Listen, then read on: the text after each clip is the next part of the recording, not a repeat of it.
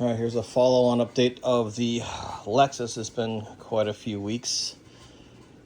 And some good news, some bad news. So, first, I have mentioned numerous times in the past that I keep hearing a ticking noise coming from down there. I was 90% sure it was the transmission, but not completely. So when I had the whole engine out and I was replacing the rear main seal and all that stuff, I actually replaced the torque converter of the transmission. That helped, but it was still ticking pretty bad, and it was actually getting worse. And so I'm out driving it, and I decided to get on it pretty hard to see what it would do. And what it did was it gave me a low fuel pressure warning. A low fuel pressure, low oil pressure warning. That can't be good. So immediately I pulled over. I just let it sit for a minute or two and started back up. And the low oil pressure warning was gone. So I limped it home. Everything still seemed to run fine, but it was still making that horrible ticking noise. Now, I was figuring I wasn't doing much damage to the engine because that low oil pressure warning, if it's not on, that must mean that the pump is generating enough pressure to adequately feed the needs of the engine. But obviously when I got on it, it could no longer feed the needs of the engine. So with all the stuff going on, and remember I pulled these guys off, and in here is the VVT little filters on both sides, that they were all clogged up, which caused me to have to replace the cylinder head. So I decided to, once again, for a third time, drop the oil pan and take a look inside there again. And I am so glad I did. That thing was jam-packed full of little crunchy carbon bits. It was bad. It was really, really bad. I don't understand how this engine didn't blow up. I was pulling stuff out of there that I just kept coming. And I would spray some brake cleaner in there, and more would pour out. I would get a little hook tool and go and try to go around the edges inside the opening, and more would come out. It was bad. Now, for those of you that have dropped the lower oil pan before, you know as soon as you drop it, you see the oil pickup, as well as a splash shield, if you will, inside. So I could take the splash shield out, and I could gain access to the connecting rod areas of the back four pistons. So I could actually reach in there and grab the cap, the connecting rod cap, to the actual crank and wiggle it. It was solid, 100% solid. There was no movement at all, nothing. So that was nice. Now, when I was doing it, you got to kind of do it side to side and whatnot. If you do it up and down, you kind of tend to shift a little bit. And the connecting rod is supposed to slide. I mean, I'm obviously exaggerating, but, it's supposed to slide maybe that much back and forth this way. But side to side, up and down, around the circumference of this. So if this is a hole, nothing this way, but this way, it can slide, a couple millimeters. So it was sliding back and forth that way. But if you were to go up and down with it, you would kind of, if you weren't exactly on it, you'd go up and slide a little sideways. So it would feel like it's moving a bit. And you're like right away, like, oh my God, it's so bad, blah, blah, blah. But because I was moving it side to side, there was no motion whatsoever side to side, which of course, this way and this way are supposed to be 0. And if you hold it really tight and do it just proper, up and down, it will not move. But if you do it up and down without paying attention, it will slide a little bit this way, which makes it feel like it's moving. Anyways, those 4 were tight. Now the front 4, I don't know. I couldn't get to it without taking the upper oil pan off, and I'm not going to do that. So that's where we are with that. So I put that back together again, started up. The ticking noise is 90% gone. It is so much quieter. Furthermore, the engine feels a lot stronger and a lot tighter. Now, we know that these do not have hydraulic lifters, but I would swear that this was almost exactly like a hydraulic lifter situation with low oil pressure. It wasn't running as tight. The lifters, hydraulic lifters would be collapsed a little bit because not as much pressure, and then the banging back and forth because it wasn't pressurized. So, if I knew that this was, if I did not know that this was a solid lifter, I would swear that there's a hydraulic lifter noise and a hydraulic lifter issue with the low oil pressure, and everything makes sense that way. This way, I don't know. Something in there is being pressurized from a oil pressure point of view that's tightening it up to make it stop banging around, rattling. It could be the connecting rods. It could be something else. I don't know. All I know is 90% of it's gone. So I'm very happy with that. So now what I'm doing is I'm just finishing up now. You can see I've got the wiring loom all off with all the connectors and everything. I was doing some research, and they said that these fuel pressure dampers, they go bad. Internally, with the diaphragm, the screw, all that stuff, these guys go bad. And sometimes it'll leak fuel out of the tips, sometimes not. But in any case, one of the telltale signs of it going bad is it makes a sound of a knocking engine. So I found a real place, cheap, $20 some for factory ones, not aftermarket ones, factory ones, the actual Denso ones. So I'm in the middle of replacing those. So I'll put those back together, and I'll have it running up in a few minutes. And the thing is, though, is the ticking does not come as soon as you start the engine. The ticking comes after it's warmed up a bit. So it might take a little road test or something to figure out if that fixed it or not. But nonetheless, for $50, peace of mind. You're supposed to replace those every 100,000 miles. I'm at almost 200,000. So even let's just say that these all have been replaced at 100,000 miles, they're due for it anyways. And I have no idea how to tell if these are original or not, but they're looking kind of crusty. So, and again, one of the things that happens is the seal in here will start going bad, and then fuel will start coming out of that screw. And last I checked, fuel dumping on a hot exhaust manifold is not a good combination. So I'm glad I changed those either way. Now, this is a dilemma that is easily solved, but it's solved strictly by lots of money. And I don't know what to do, and I haven't decided what I'm going to do yet. So here's the scenario. I bought this car to carry 5 large adults in comfort, plus a big old trunk to carry any kind of luggage. So we just had that situation. We had family come in town, and my wife went and drove the car to the airport to pick them up. So we've got 5 adults, a wife, a husband, his wife, and 2 adult kids, and their luggage. Well, obviously that's going to make the suspension sag. So with the suspension sagging, these tires were hitting up in here. I don't know exactly where. I haven't had a chance to check yet. And so I was like, oh, that's interesting. And it was rubbing really bad, really bad.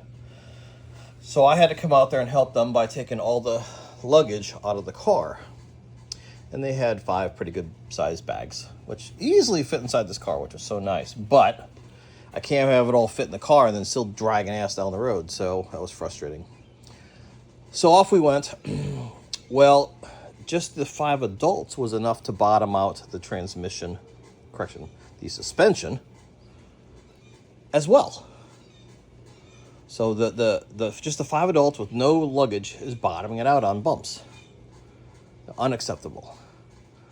So from what little research I've done, it turns out that this was actually my fault.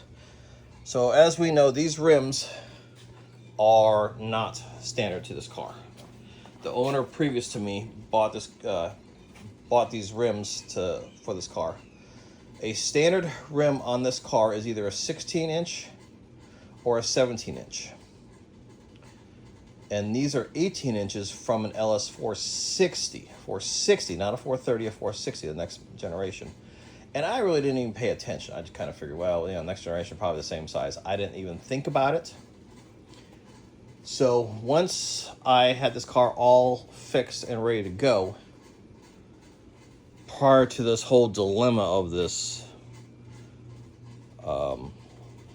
head that needed to be replaced, I made the decision to put new tires on it because I was going to use this car as a solid, dependable form of transportation. Without even thinking about it, I just brought the car to the tire shop and said, replace tires. And give me the good ones, give me the Michelins. So they proceeded to take off the old tires and put on the new tires, $1,200 worth of Michelins.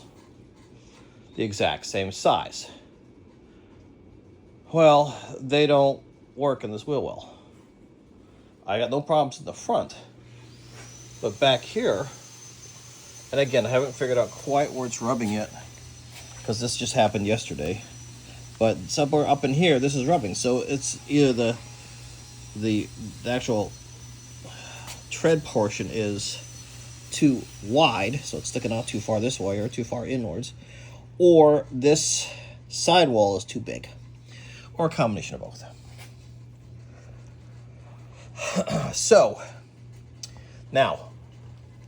obviously the solution would be to just replace the tires with the right size tires. So I'm going to take $1,200 tires and throw them away.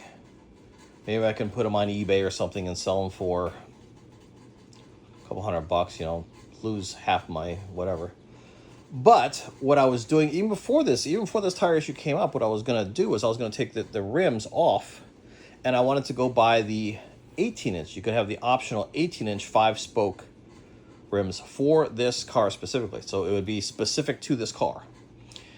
And I figured I could pick them up for $400 or something like that. And then if they're in good condition, just slap them on. If they're in poor condition, go have them redone. And that's going to be $500-$600 to have them, cleaned up, straightened out, powder coated, etc., etc. So it's $400 plus let's call it $600 to redo them. So that's $1,000 plus $1,000 for more tires. So I'm going to spend $2,000 for rims and tires on a $2,000 car, which I've got way more than that invested in. Way more than that. Magnitudes more than that invested in it. And again, I'm still getting a ticking noise. And the paint has issues.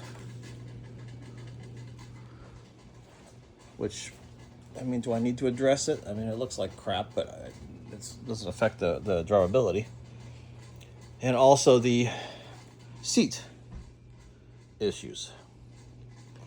Which, again, I can fix, but it's money. At what point do I say enough's enough? It's still ticking a little bit on the engine. That bothers me. And if I were to know 100% that the ticking that's just the way it is, it's not going to get any worse, don't worry about it, whatever, that's fine. But I can guarantee myself that Lexus does not build an engine that ticks. So it's an issue. So unless I get it fixed with these guys, if these fuel rail dampers don't fix that ticking noise, I'm leaning towards something still wrong with the engine. It is 200,000 miles. So do I keep it as is and just run these tires, which are perfectly fine when you got 1, 2, 3, 4 people in the car, but when you put 5 large adults in the car, it's going to bottom out on the bumps. And then forget about luggage. But for just driving around, it's going to work. Do I go in there and beat the crap out of the inside of the fender well to make more clearance and destroy the car? That's like last on my list. I'd rather spend $1,000 on new tires than start bending up the body of the car. It takes away the whole idea of having this. Do I put a new engine in if it's ticking? And again, this is a baseline 2001 LS430. There is nothing special about it. I would like to have the 2004 up, the facelift version. I'd like to have the Ultimate with the I don't know if I would keep the air shocks or convert it to regular struts, but whatever. But then it's got the heated and cooled seats. Just so you have heated seats, let alone cooled seats. And it would have the refrigerator, it would have the reclining, it would have all that stuff. Now, I like this. It does not have the nav system because it's old and dated and more crap to break and whatnot. And I understand to convert the old, or not the old, but the basic to a nav system is a royal pain in the butt. Massive wiring, this, that, the other stuff. That's horrible. But to convert a nav system back down to the standard, how difficult is that? I don't know. In any case, where do I stop on this? Where do I stop? You know, it's starting to get the little bit, you can kind of see it's getting the bubbles on the dashboard. It's starting to have a few little issues. So where do I, just drive it? Or get rid of it and go buy the ultimate luxury one, if I can find it, which of course I would love to have it in that deep burgundy color.